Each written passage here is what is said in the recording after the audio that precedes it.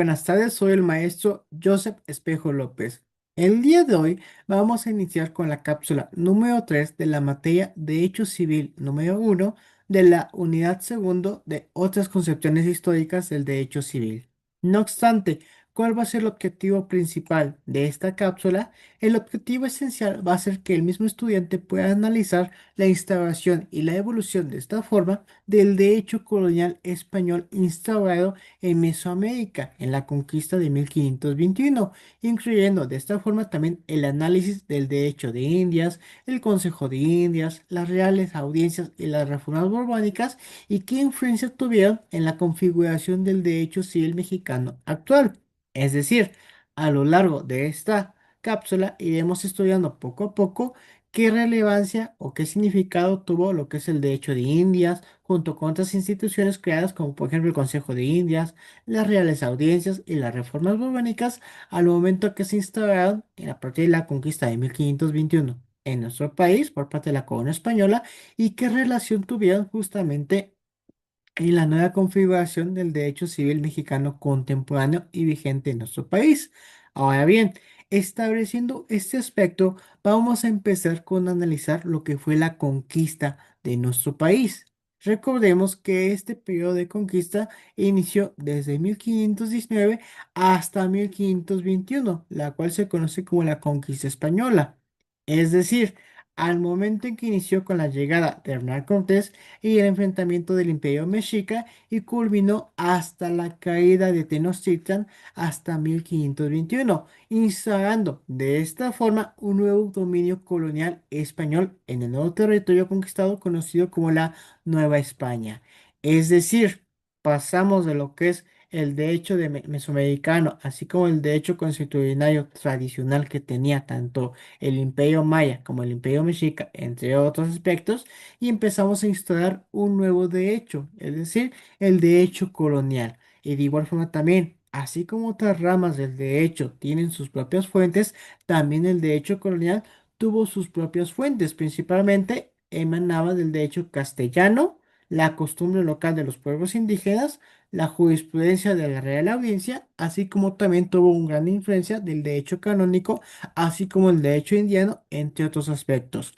No se preocupen, cada uno de estas fuentes vamos a irlas analizando poco a poco y vamos a ir viendo en qué consistió cada uno de estos aspectos jurídicos dentro de la Nueva España. Ahora bien, vamos a empezar analizando lo que fue el derecho indiano.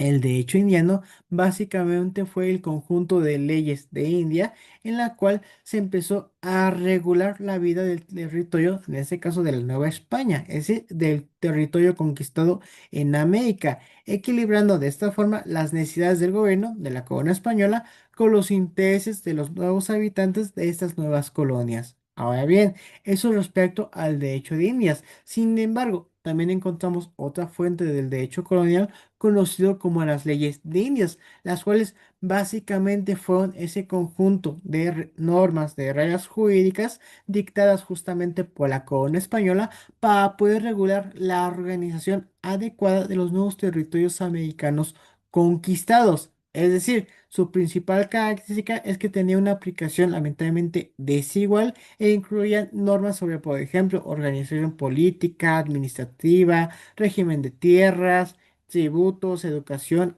etcétera. Y de alguna forma trataba de armonizar entre la expansión imperial de la corona española con la justificación de la ética y de la religión. Sin embargo, lamentablemente hubo mucho desequilibrio y desigualdad al momento de aplicarse dichas legislaciones.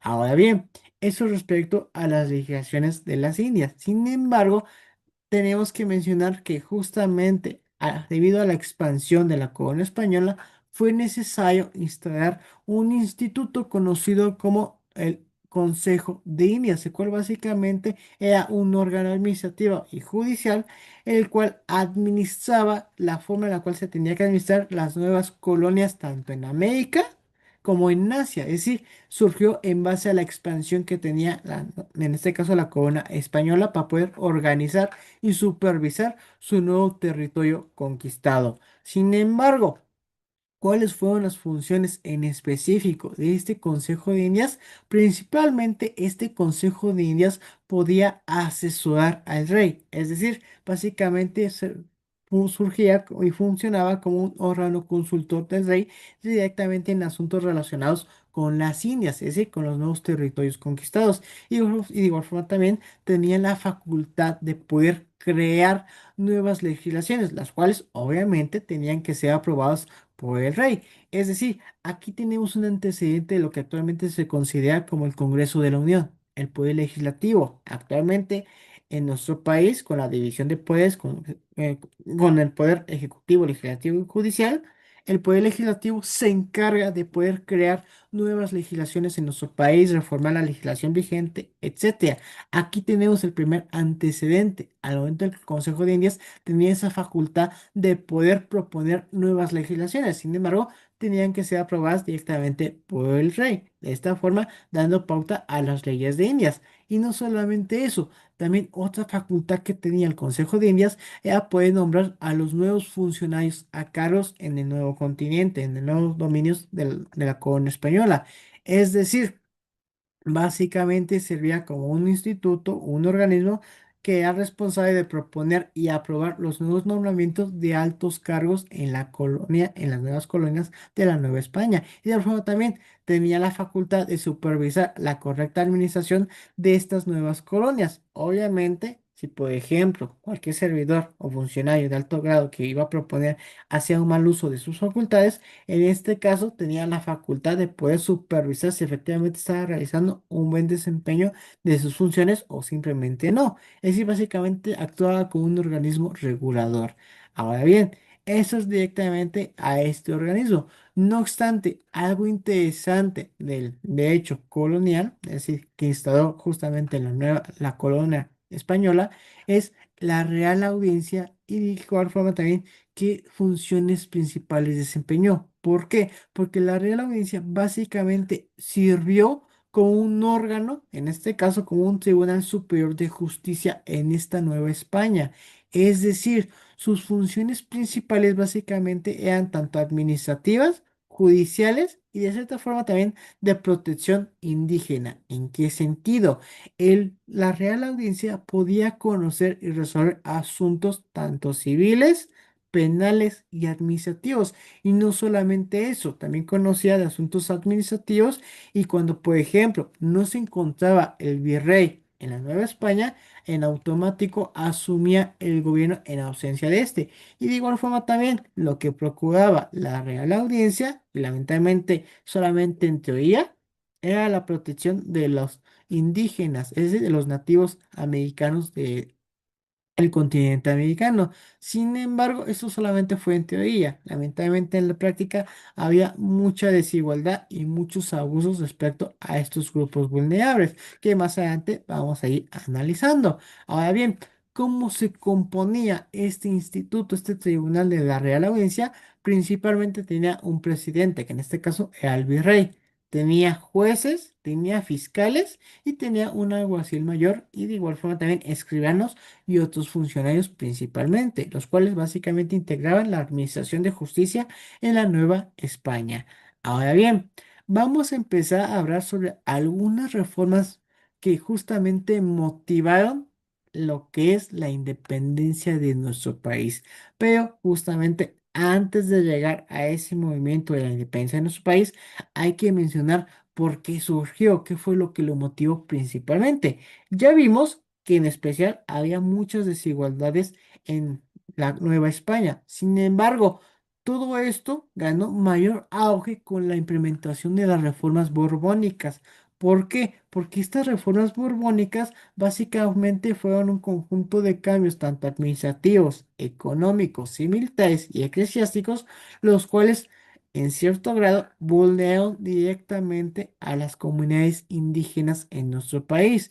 Es decir, básicamente modernizaron y centralizaron más el poder, aumentaron lo que es los gastos y de igual forma también lo que es la recaudación de impuestos a favor de la corona en ese momento y de igual forma también reforzó el control sobre sus colonias americanas, lo cual lamentablemente ocasionó más represalias a este tipo de comunidades indígenas. Es decir, de igual forma también otro aspecto importante e interesante que motivó esas reformas borbónicas es que, por ejemplo, los criollos de ese entonces que tenían algún cargo importante en la administración de justicia, por ejemplo, lamentablemente se les quitó su poder y en este caso simplemente se les dio la autoridad a los peninsulares. Recordemos que los criollos básicamente eran descendientes de españoles, pero que habían nacido en América. Sin embargo, los peninsulares eran españoles enviados directamente de España al continente americano.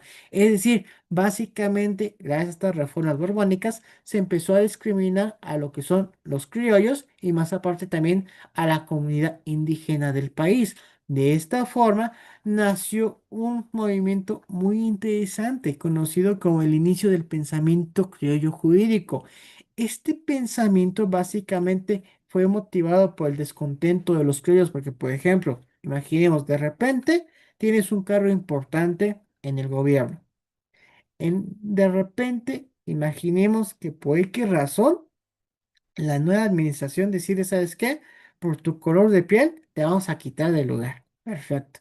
Y vamos a poner a alguien que sea, no sé, de nuestra misma ideología. Obviamente, por ese tipo de cuestiones va a generar un resentimiento. Es algo parecido que pasó en ese momento histórico. Es decir, le quitaron el poder a los criollos simplemente por haber nacido en América y empezaron a mandar a peninsulares, es decir, españoles de España que ya habían nacido en el continente europeo, lo cual generó un descontento y motivó este pensamiento criollo jurídico, el cual básicamente empezaron a cuestionar si efectivamente teníamos que seguir siguiendo lo que nos establecía un país ajeno, en este caso la corona española, y de igual forma también empezó a defender sus derechos a gobernarse y a gestionar sus propios asuntos, en este caso argumentando que un país ajeno básicamente no tenía nada que ver con este país, con nuestra nación. Por lo tanto, los únicos que podían gobernarse a sí mismos era el mismo pueblo que en este caso de la Nueva España. Por lo tanto, la corona española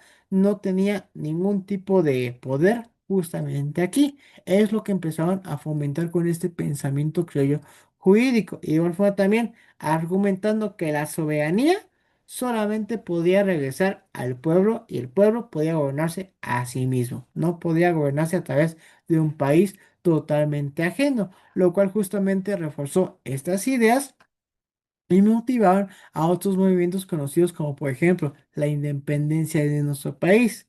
Es decir, en 1821 se logró la independencia de México. Quitamos a la corona española, quitamos ese sistema totalmente feudal en el cual se designaba a un virrey a grandes cargos españoles y empezamos con una nación independiente.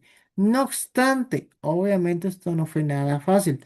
¿Por qué? Porque lamentablemente lo que conlleva una independencia es lamentablemente un desequilibrio tanto social, económico y político y jurídico en el país, el cual en la próxima clase empezamos a ver cómo fue este movimiento revolucionario e independentista y cómo es que afectó directamente al derecho civil.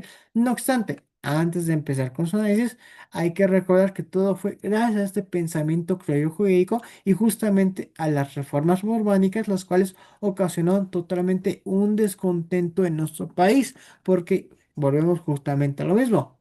A los criollos que se les había designado un cargo importante, de repente los removieron de su estatus, generó un resentimiento, lo cual justamente los empezó a motivar y a cuestionar si efectivamente las decisiones de la Nueva España eran correctas, porque lamentablemente justamente se veía una gran desigualdad en nuestro país. Lamentablemente, a pesar que la legislación trató de cierta forma proteger, por ejemplo, al sector indígena, solamente era en teoría. Lo que se vivía día a día deja mucho que desear. Lamentablemente era muy discriminado lo que es el sector indígena. Y no solamente eso es interesante. ¿Por qué? Dejando tanto de lado lo que es el pensamiento criterio jurídico, también es muy, pero muy interesante cómo es que, por ejemplo, pasamos de un derecho mesoamericano, un derecho en Mesoamérica, pasando de un derecho constitucional, de igual forma también de un derecho maya, de un derecho azteca y mexica, el cual, si recordarán, ya tenían sus propias figuras jurídicas, ya tenían sus propias autoridades, y de repente, de la nada, dejamos todo eso de lado y instalamos un nuevo sistema totalmente extranjero.